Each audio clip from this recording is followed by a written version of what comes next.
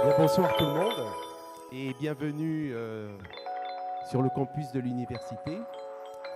Je m'appelle Jean-Claude Lequel et je dirige le service de la formation continue. Et c'est avec grand plaisir que Madame Ervina Chanson et moi, nous vous accueillons dans cet amphithéâtre pour parler d'un sujet qui, il y a quelques années encore, faisait plutôt rendre obtus les regards, fermer les oreilles. Et c'est avec grand plaisir que je constate que quelques années plus tard, la problématique du développement durable et de la RSE peut attirer du monde, et c'est le cas ce soir. Et c'est avec grand plaisir que nous vous accueillons donc sur ce campus. Je ne vais pas m'éterniser en discours, je vais laisser maintenant le micro à Madame Aline Bessière, formatrice et consultante en RSE, qui va vous en dire plus sur ce concept qui date des années 80. Aline.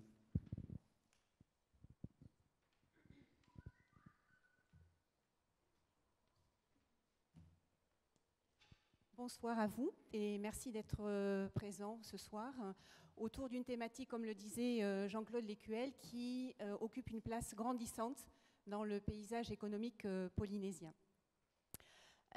Mon nom et mon visage sont familiers pour certains d'entre vous, mais pas pour tout le monde. Donc, brièvement, effectivement, comme le disait Jean-Claude Lecuel, j'interviens en tant que consultante sur la thématique de RSE. Et c'est également un sujet que je porte au niveau de l'enseignement supérieur, à niveau licence. Précédemment, avant d'arriver sur le territoire en 2015, j'ai occupé pendant 10 ans le poste de chargé de mission RSE au sein du groupe AXA.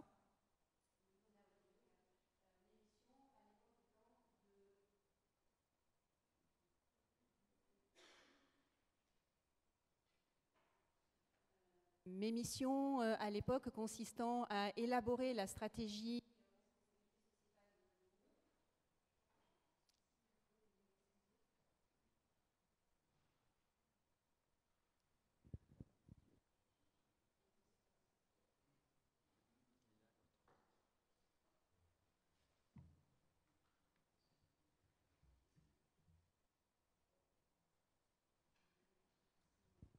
technique. Donc je prenais en charge l'élaboration de la stratégie du groupe et de l'implémenter ensuite aux différentes filiales, à peu près une vingtaine de structures au niveau mondial. Et pendant cette période-là, j'ai aussi développé des partenariats innovants dans le secteur assurantiel. La responsabilité sociétale de l'entreprise, un accélérateur de croissance, c'est un sujet qui est, je dirais, complexe à aborder, parce qu'il monopolise un certain nombre de concepts. Il va aussi monopoliser un certain nombre d'acteurs. C'est un sujet qui est transversal au sein des organisations. C'est un sujet qui est passionnant. Et de fait, quand on commence à se pencher sur les thématiques de responsabilité sociétale de l'entreprise, on a le risque d'ouvrir la boîte de Pandore. De fait, avant d'amorcer un échange avec nos intervenants ce soir sur la thématique de est-ce que la RSE est un accélérateur de croissance ou pas, comment allons-nous démontrer que c'est le cas, je pense qu'il est important de poser le cadre de notre réflexion. La responsabilité sociétale de l'entreprise, au juste, qu'est-ce que c'est? Les travaux du Club de Rome en 1972, les différents sommets de la Terre, Rio, Johannesburg, etc., le fameux rapport Brundtland de 1987, ont tous amené à une conclusion: le modèle de développement économique du XXe siècle n'est plus soutenable. Pourquoi? Parce qu'il génère des crises financières et des crises économiques qui sont majeures. Il engendre de l'exclusion, il engendre des inégalités sociales et aussi il engendre des catastrophes environnementales, un chamboulement de notre écosystème sans précédent. Donc, nous ne revenons pas sur ce fait-là, sur cet acquis. Ce modèle de développement, on en connaît les limites, on en connaît les contraintes. Partant de ce constat, a émergé le concept du développement durable, qui va consister à maintenir l'activité économique, l'activité des entreprises. Il n'est pas question de remettre en cause la notion de performance, la notion de croissance, parce qu'on sait que la décroissance n'est pas non plus une option qui est soutenable. Donc on va continuer à générer des profits, je dirais sans tabou, créer de l'argent ou faire de l'argent, à la différence près que l'on va essayer de pérenniser les bénéfices qui sont gérés par l'organisation dans un souci de préserver le bien-être des générations futures. En faisant appel à 3 piliers, celui que nous connaissons tous et que nous allons citer en priorité, à commencer en Polynésie, le pilier environnemental, à savoir la prise en compte de l'environnement, le respect, la préservation de l'environnement, les écosystèmes, la biodiversité, le climat, etc. Deuxième volet, le volet humain, à savoir replacer l'individu, l'homme, au sein de l'organisation. Et le troisième pilier, celui qui va nous intéresser ce soir, le pilier économique. Comment l'entreprise, pour maintenir sa croissance, continuer à générer des bénéfices, va produire, elle va développer des modèles de production soutenables qui vont engendrer des modèles de consommation qui vont être également durables et soutenables. Le dénominateur commun à ces 3 piliers du développement durable, l'économie, le social, l'environnemental, on l'a deviné, ça va être une notion de valeur, tout simplement, à savoir arriver à créer de la valeur autrement qu'en ayant comme indicateur des objectifs de croissance trimestrielle. On va partir sur le principe que l'on peut générer de la croissance et l'entreprise doit continuer à générer des profits, mais en activant des notions de bon sens, des notions d'intérêt général, des notions de bien vivre ensemble. Comment faire vivre ce concept de développement durable dans l'entreprise? Dans ce contexte-là, quelle va être la mission de l'entreprise? On l'a vu, continuer à générer des profits, mais de façon différente. C'est-à-dire en prenant en compte l'impact qu'elle a sur ses parties prenantes, en interne et en externe, c'est-à-dire tous les éléments, tous les interlocuteurs que l'entreprise a dans son écosystème, aussi bien à l'interne qu'à l'externe. Nous aurons les collaborateurs, nous aurons les consommateurs ou les clients, les fournisseurs, nous aurons les institutions publiques, les institutions financières, nous aurons aussi la société civile, c'est-à-dire les ONG, des associations d'individus qui se regroupent pour porter des causes diverses et variées. Elle va prendre en compte les parties prenantes avec lesquelles elle interfère, avec une finalité toute simple. Toute activité, y compris celle d'une entreprise, a un impact. C'est le principe même du développement durable et du constat qui a plutôt amené au développement durable. L'objectif de l'entreprise, à partir de ce constat, va être de minimiser les impacts négatifs qu'elle a sur ses parties prenantes. Mais elle va être aussi amenée à créer de l'impact ou à générer de l'impact positif, voire d'améliorer les impacts positifs qu'elle a, parce qu'une entreprise a aussi des impacts positifs. Pour cela, elle va se baser sur un certain nombre de critères qui ont été clairement définis par des outils. Elle va prendre en compte les conditions de travail, notamment une thématique qui est montante sur le territoire, le bien-être au travail actuellement, qui est de plus en plus approprié par les managers et les dirigeants d'entreprise. Elle va prendre en compte les consommateurs. Comment répondre aux attentes des consommateurs pour pouvoir distiller un mode de production et de consommation responsable et durable. Elle va prendre en compte la question des droits de l'homme. C'est un pilier ou un critère qui peut être un petit peu surprenant. Sous ce pilier-là, on inclut le respect de certaines conventions ou clauses liées à l'Organisation internationale du travail, notamment ne pas faire travailler des enfants. Il y a tout pléthore d'exemples sur ce volet-là. Autre critère, l'environnemental, que nous connaissons tous, et un autre qui est un petit peu plus occulté, c'est celui de la gouvernance, à savoir que dans une organisation, dans une entreprise, on prend des décisions. Ces décisions, elles sont prises par des instances. Comment ces instances arrivent-elles à se concerter, à coordonner leurs décisions de façon éthique et de façon transparente. Donc voilà notre, je dirais, cheminement de la RSE, le principe du développement durable appliqué au fonctionnement de l'entreprise. Le pilier environnemental, je dirais que effectivement, c'est le premier pilier auquel on pense sur le territoire, de par des contraintes géographiques qui sont fortes. L'insularité nous oblige à veiller à protéger et à valoriser notre environnement, et c'est le premier pilier sur lequel les organisations vont s'engager. Le deuxième pilier, l'humain, commence effectivement tout doucement à être approprié par les décideurs du territoire. On a les thématiques de bien-être au travail, on a les questions de parité homme-femme, d'égalité des salaires, de fameux plafonds de verre, hein, notamment pour les collaboratrices.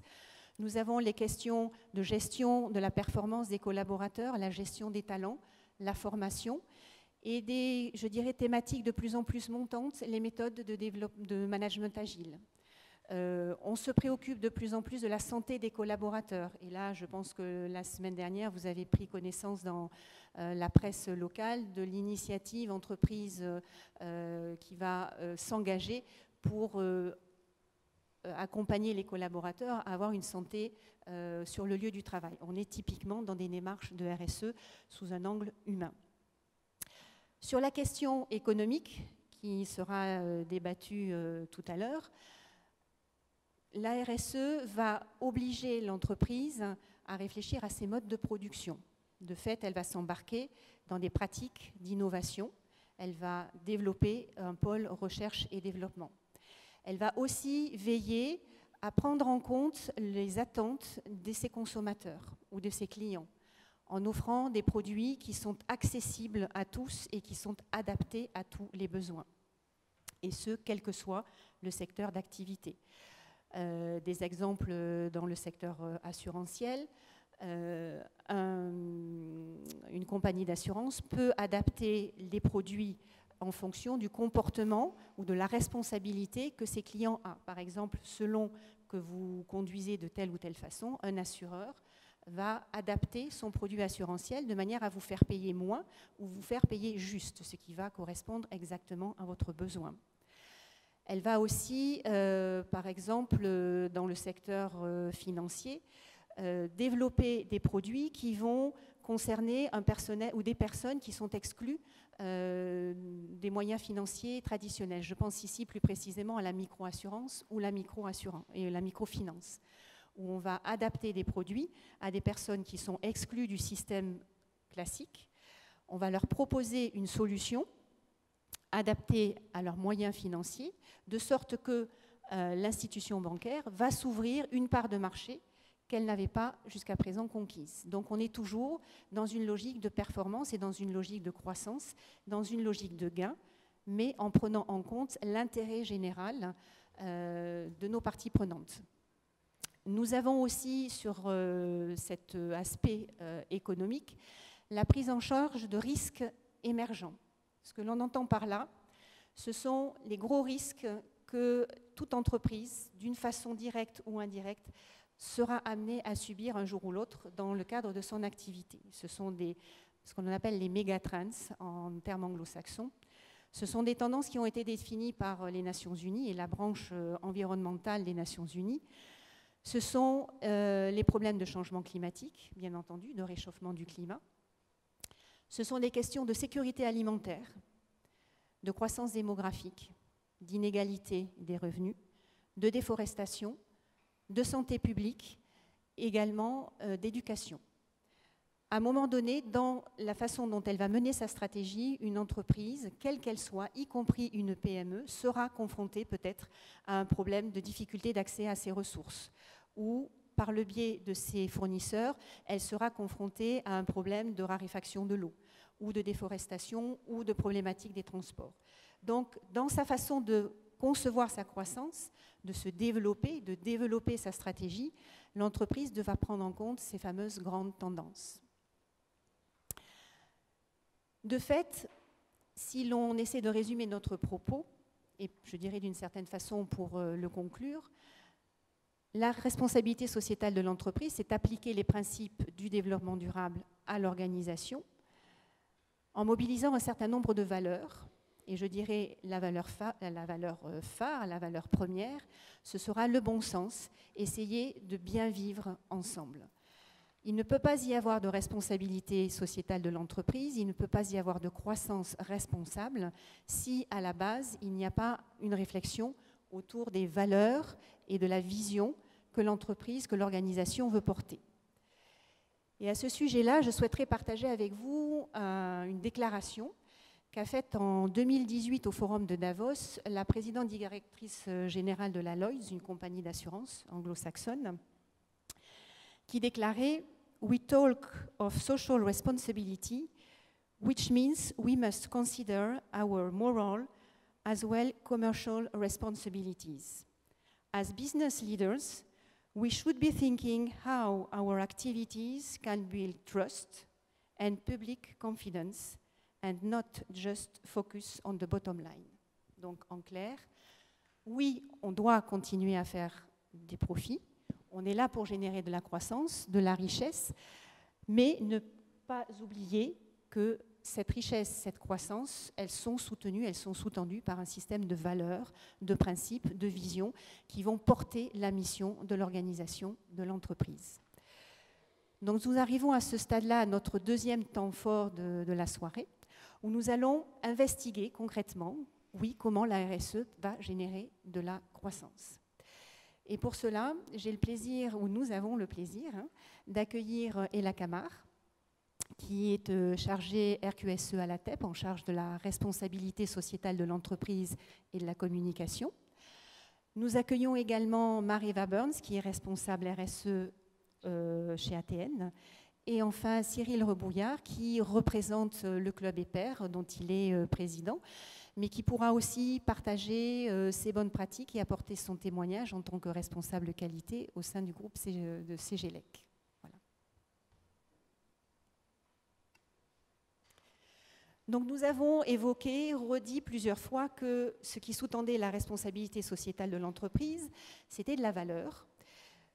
Donc j'aurais envie de vous challenger, les uns les autres, dans vos organisations respectives, que signifie créer de la valeur, selon que l'on est dans une TPE ou dans une PME, que l'on est dans une grande structure, ou que l'on essaie de promouvoir un comportement responsable ou de promouvoir, je dirais, un système de valeurs à travers une association, un club comme le club EPER.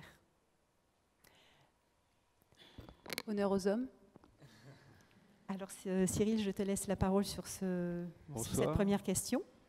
Alors peut-être avant de répondre à ta question, je vais peut-être présenter le club EPER, qui est le club des entreprises polynésiennes éco-responsables, que nous avons aujourd'hui, qui compte 17 membres. Donc c'est une association d'entreprises qui a été créée sur l'initiative de l'ADEME, de la Chambre de commerce et du service des énergies, pour avoir, je dirais, pour faire vite,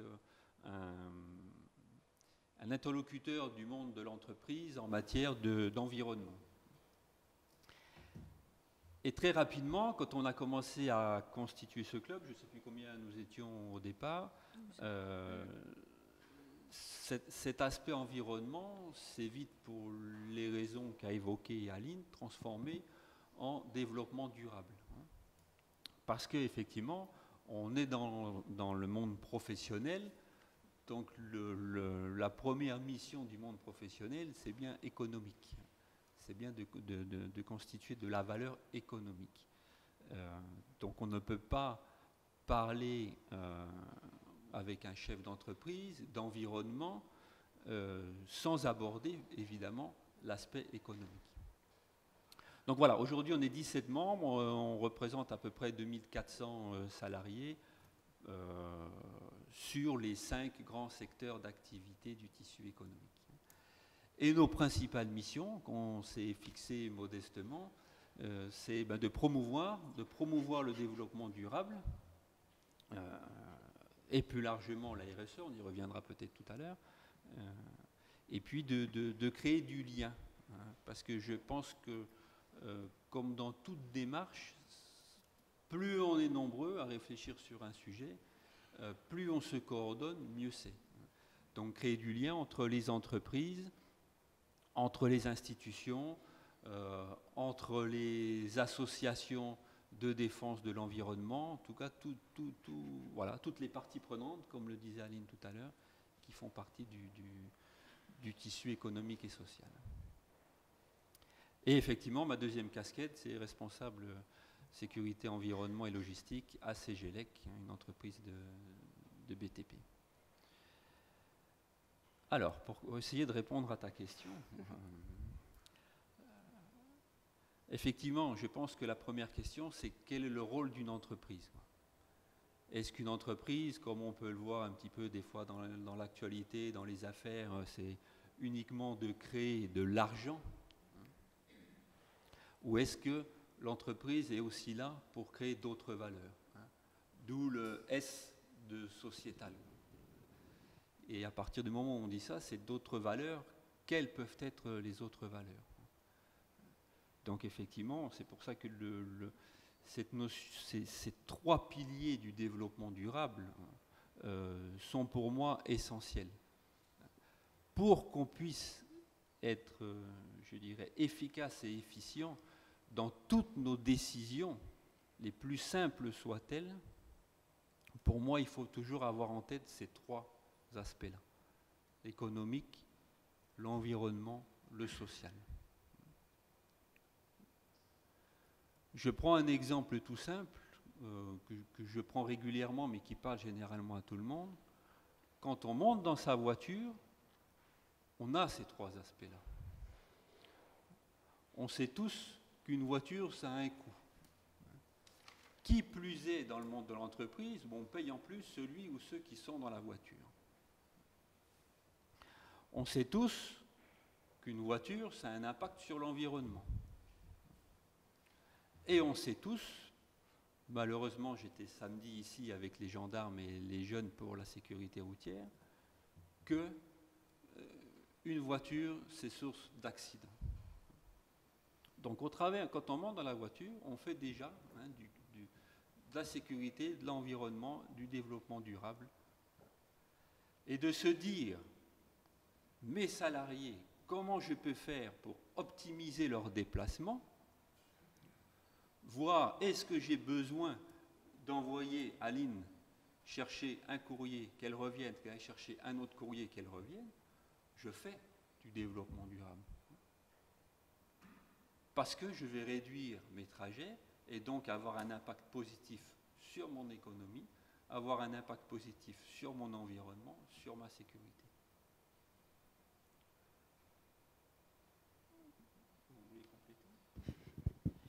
Et là, à la TEP, si on évoque le mot valeur, quels sont les mots phares, les mots-clés qui émergent? On peut parler par exemple, dans ce cas-là, plus du volet humain, mais de manière générale du volet aussi économique qui peuvent être de temps en temps liés. Par exemple, donc la TEP, pour recentrer, parce que peut-être que vous ne savez pas tous à quoi correspond l'entité TEP. En fait, il s'agit d'une société mixte qui est en charge le transport d'énergie électrique en Polynésie.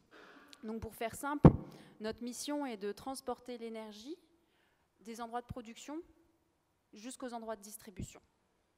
Donc en fait, on va avoir l'hydroélectricité à Tahiti qui va être produite. On va avoir aussi des énergies fossiles qui, au niveau par exemple de la Punaru, et la TEP va venir récupérer ces énergies pour les emmener jusqu'aux endroits de distribution chez les consommateurs. Donc juste pour recentrer. Alors la TEP, on est sur des gros chantiers actuellement, on peut appeler ça le bouclage de notre réseau de transport pour sécuriser en fait et assurer la continuité de service auprès des consommateurs finaux. Donc il y a un gros chantier qui se passe sur tout l'est de la côte.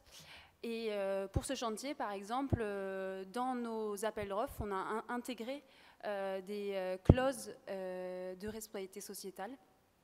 Et on a demandé aux entreprises répondant à l'appel d'offres qu'ils embauchent s'ils avaient besoin de plus en fait, de main-d'œuvre, qu'ils favorisent l'emploi local, mais l'emploi local, c'est-à-dire tout le chantier sur la côte Est, qu'ils engagent sur la côte Est.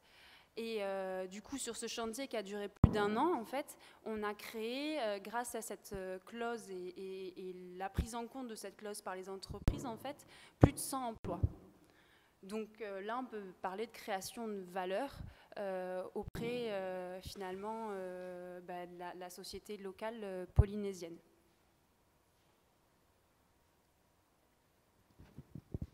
Et Mareva, chez ATN, quand on décline les valeurs, ça donne quoi? Alors bonsoir à tous. On m'entend là? Alors pour RTT... Allô? Oui. J'avais en fait allumé, éteint au lieu d'allumer, excusez-moi. Je n'ai pas trop l'habitude. En fait, alors pour RTT Inouï, on est engagé dans une démarche RSE depuis 2015. Et en fait, c'est sous l'initiative de notre PDG, Michel Monvoisin, qui venait du secteur bancaire et qui était déjà, en fait, je dirais, sensible à cette démarche. Et c'est vrai que depuis qu'il est arrivé, on a beaucoup travaillé sur la définition de nos valeurs, sous la forme de collaboration, lors de séminaires, donc d'abord avec des cadres et ensuite ouvert avec d'autres employés. Parce qu'en fait, on est parti d'une feuille blanche. On ne dépend pas d'un groupe. Et il s'agissait en fait d'écrire et de bien tout redéfinir, structurer en fait, pour que ça donne du sens à notre démarche RSE. Alors justement, Mareva, tu parlais de sens à l'activité de l'entreprise, on parle de valeur, et pour, je dirais, chapeauter ce principe important de valeur, de bien-être ensemble, nous avions évoqué lors de la préparation de cette conférence l'importance pour une organisation, quelle qu'elle soit, y compris une TPE, de se pencher sur la vision de son métier, qui est l'essence même de la responsabilité sociétale de l'entreprise. Comment pourrions-nous définir le mot vision, selon vous? À quoi ça peut correspondre? Oui, Emma? Alors, du coup, à la TEP, ce travail de vision a été participatif. L'ensemble des collaborateurs ont participé à un séminaire, on est 30, hein, à un séminaire d'entreprise, et des brainstorming ont pu avoir lieu pour savoir quel cap et quel sens donner à l'activité finalement qu'on avait au sein de la TEP. Parce que comme le dit Aline, il est important d'avoir un sens, d'avoir une direction pour qu'on puisse au quotidien finalement être tous reliés par ce sens et avancer ensemble. Donc à la TEP, simplement, alors je ne la connais pas par cœur, désolée, la vision c'est de transporter nos énergies pour assurer un développement propre de la société polynésienne. Donc voilà la vision. Alors il y a quand même, alors quand on décortique la phrase, on retrouve les 3 piliers. Donc on a vraiment cette intégration de la notion de transition énergétique, d'énergie renouvelable, d'énergie verte, la notion de contribuer aussi à la société polynésienne,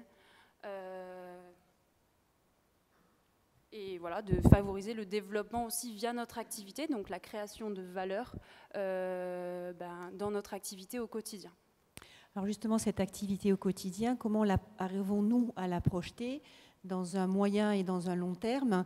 Dans la terminologie vision, nous pouvons englober, mais comment notre business que nous faisons aujourd'hui va évoluer dans 5 ans, dans 10 ans, dans 20 ans?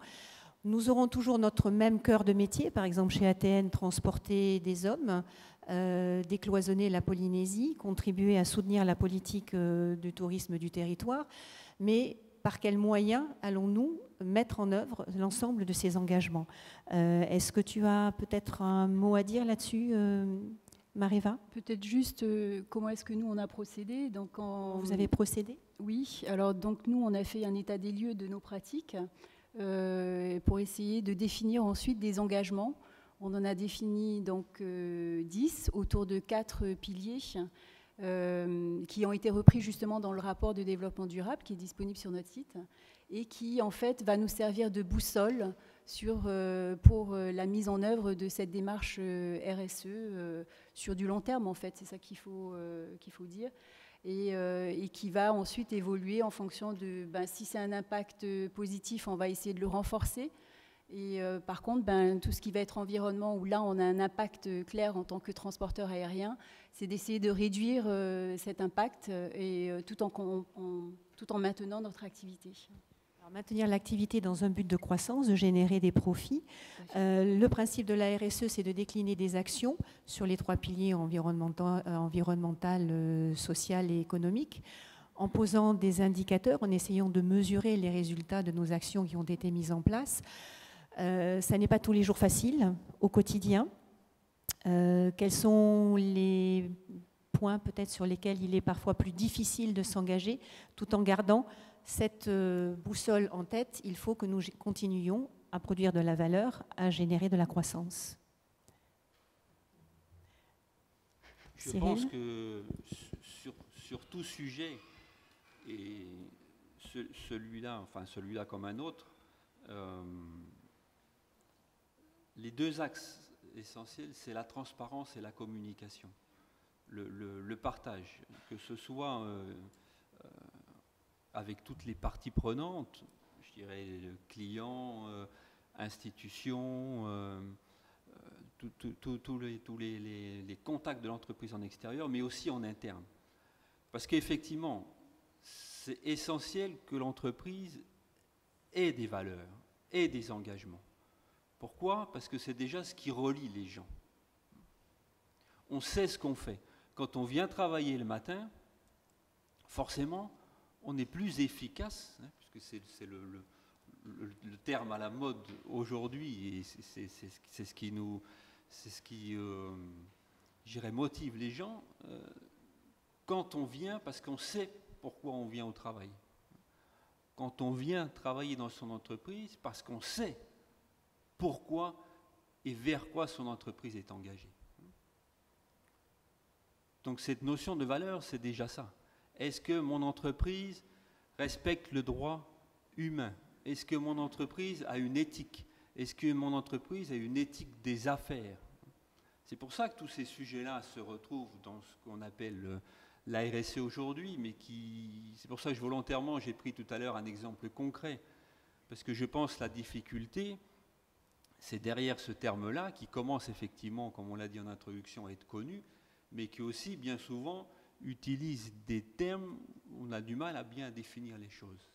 Alors qu'en fait, c'est quoi? C'est simple. La grande force et le grand intérêt de la RSE, c'est quoi? C'est qu'on balaye toute la vie de l'entreprise. Et je dirais même pas que la vie de l'entreprise, on balaye la vie en général.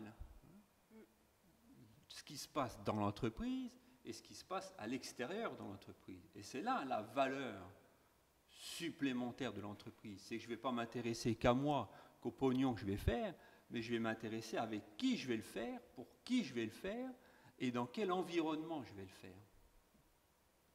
Et c'est pour ça que ces notions de valeur, et après d'engagement, parce que c'est facile de dire oui, je te promets, cher client, je respecte l'environnement. Ok.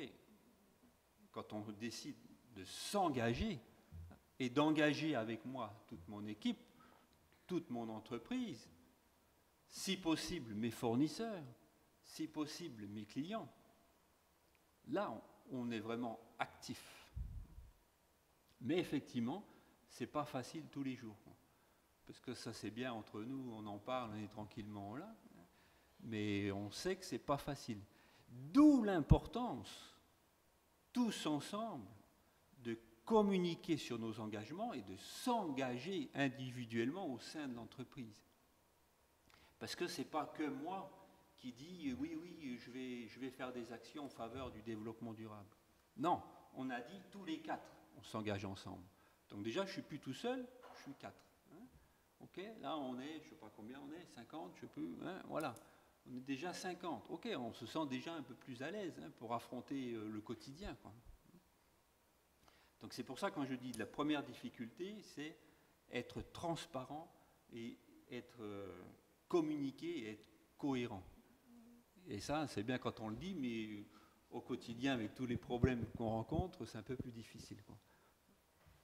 La finalité, ce serait d'aboutir à l'exemplarité pour une entreprise, par exemple. Qu'est-ce que pourrait signifier être exemplaire dans le cadre d'une démarche RSE? L'exemplarité, oui, mais l'exemplarité, après, je laisserai répondre Mariva, elle est là.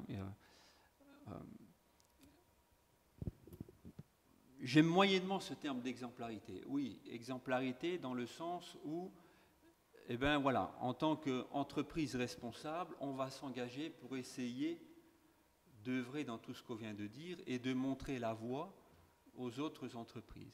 Maintenant, exemplarité, ça ne veut pas dire on est les meilleurs. Parce que comme on vient de le dire, ce n'est pas facile tous les jours.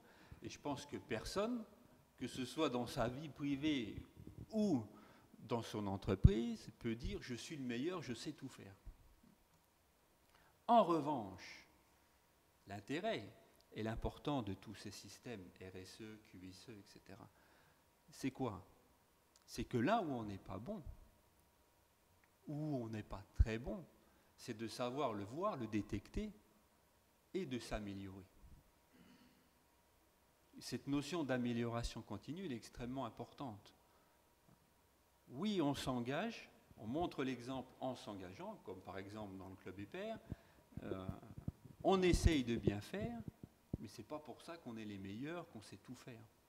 En revanche, oui, ce que je sais faire, c'est que si je ne suis pas bon, ou si j'ai mon fournisseur qui me dit là t'es pas très bon, ou mon client qui me dit pas très bon, ok, et bien ensemble on trouve une solution. Voilà ma vision. De la concertation, de la collaboration, de la réflexion ensemble, c'est ce que vous expérimentez au quotidien, Ella et Mariva?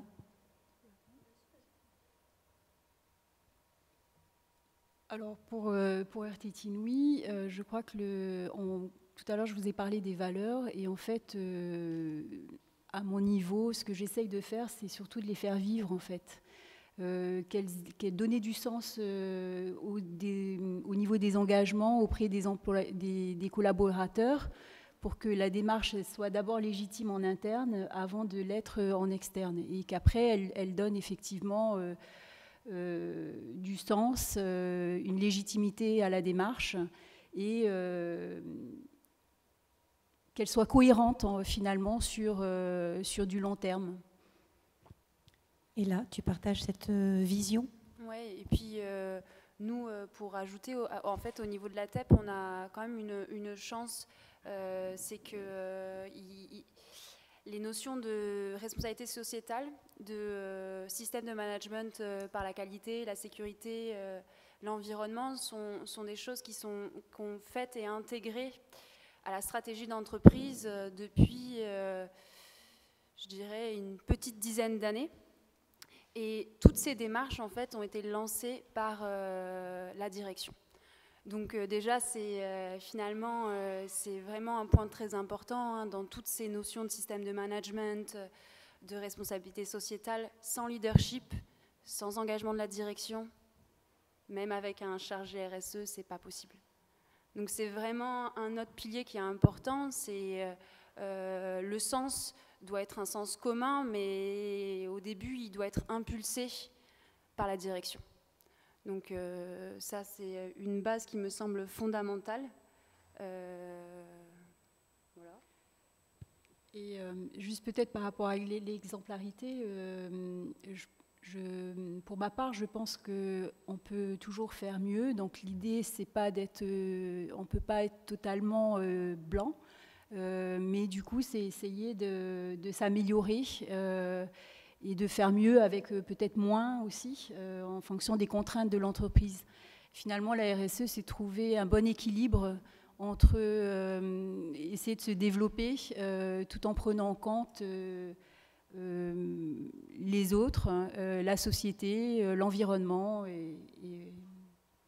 Alors tu disais, Mariva, trouver le bon équilibre dans des organisations qui sont parfois malmenées en termes de changement. Il y a de la transformation à tous les niveaux, digitale ou pas, vis-à-vis des marchés, vis-à-vis des fournisseurs, des fameuses mégatrends dont on a parlé tout à l'heure. Il y a des entreprises qui croissent rapidement, donc qui ont peut-être parfois besoin d'une boussole pour savoir mieux où elles vont. Est-ce que l'on pourrait considérer que la RSE aurait cette fonction boussole, c'est-à-dire aider l'entreprise qui est en situation de transformation ou qui a besoin d'avoir des repères ou des cadres particuliers, précis, pour vivre bien, sereinement et dans le respect de certaines valeurs, sa croissance rapide? Je pense déjà le fait de définir des engagements, c'est s'engager sur plusieurs années, c'est pas juste à court terme.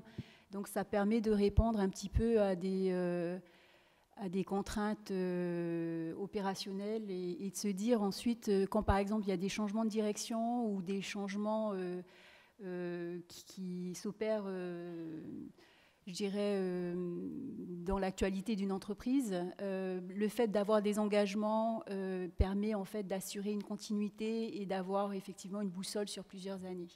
Parce que, prenons un exemple, effectivement, on parlait tout à l'heure de la démarche entreprise active, où de nombreuses entreprises se sont engagées dans un programme de santé en faveur de leurs collaborateurs. Pour RTT Inouï, cet engagement était porté par les membres du comité d'entreprise. Et tous les 2 ans, en fait, on a un renouvellement. Donc là, l'idée que ça soit intégré dans la démarche RSE fait que même si on a un renouvellement de nos membres, eh ben, on continue quand même à s'engager sur ce sujet-là parce que elle fait partie d'une démarche sur du long terme. Mais ça peut être ça comme dans d'autres sujets également. Et là, la TEP connaît une croissance peut-être rapide. Et est-ce qu'elle peut s'appuyer sur les principes de la RSE pour justement pouvoir vivre dans le respect de certaines valeurs cette croissance? Oui, effectivement, Aline. Et alors, du coup, la TEP, il y a 2 ans, ils étaient, parce que je n'étais pas encore, ils étaient une petite dizaine. Et aujourd'hui, comme je viens de vous le dire, on est 30. Donc, on a plus que doublé. Donc, c'est quelque chose de conséquent quand on passe d'une organisation où c'est des personnes qui travaillent depuis 20 ans ensemble sur un petit noyau de 10 personnes, et puis qu'ensuite on passe à 30 personnes sur des enjeux importants. La TEP est une entreprise de service public où on a quand même finalement des notions politiques à intégrer également dans notre entreprise. Et d'avoir un cap et une vision qui a été co-construite par l'ensemble des collaborateurs permet que, malgré les changements de direction qu'on a pu avoir entre l'année 2018 et 2019, le cap a été conservé. Alors, comme on le disait tout à l'heure, c'est pas toujours tout beau, facile et évident. Et du coup, parfois... il est bon aussi que les collaborateurs soient intégrés dans ces démarches pour qu'ils puissent eux aussi sonner l'alarme quand on est en train un peu de dévier par rapport à nos engagements, nos orientations de responsabilité sociétale qu'on s'était fixées. Et ça, c'est vraiment quelque chose qui est très, très, très positif à la TEP, c'est qu'on a une culture du juste, une culture de la transparence, de l'honnêteté, de la communication. Donc, il est arrivé... effectivement que certains collaborateurs disent à la direction on s'était fixé que le sport était important à la TEP, on ne fait plus de sport. Et du coup, chacun des collaborateurs est acteur de cette démarche RSE. C'est vraiment ce qui est important. Ce n'est pas le chargé RSE qui va tout seul dans son coin faire de la RSE, pas du tout. Ce n'est pas le directeur qui va faire de la stratégie dans la haute sphère et faire de la RSE. C'est une entreprise ensemble qui va faire de la RSE au quotidien. Chacun d'entre nous va devoir promouvoir la RSE auprès de ses prestataires, auprès de ses parties prenantes, mais pas que. Nous, au sein du Club EPER aussi, on essaye de faire un gros travail pour promouvoir cette RSE. Donc c'est vraiment essentiel et c'est finalement un bon levier et un bon outil pour garder le cap. Pour garder le cap, pour casser aussi les silos, c'est-à-dire éviter que les uns et les autres, nous travaillons de façon individuelle, je dirais un petit peu sommairement dans notre coin. Donc créer une synergie, une dynamique, tout en replaçant l'humain au cœur de l'organisation et replacer les choses où elles ont leur bonne importance aussi. Exactement. Voilà. Ce seront les mots qui vont conclure cette deuxième étape de notre soirée. La parole est à vous. Si vous avez maintenant des questions que vous souhaitez poser à nos intervenants, soulever des thématiques que nous n'avons pas eu le temps d'aborder pendant les échanges, c'est à vous. Nous avons quelques instants pendant lesquels vous pouvez vous exprimer, poser vos questions. Oui.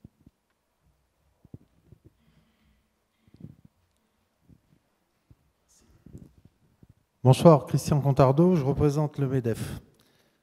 Je constate en vous écoutant que c'est un vaste sujet, n'est-ce pas?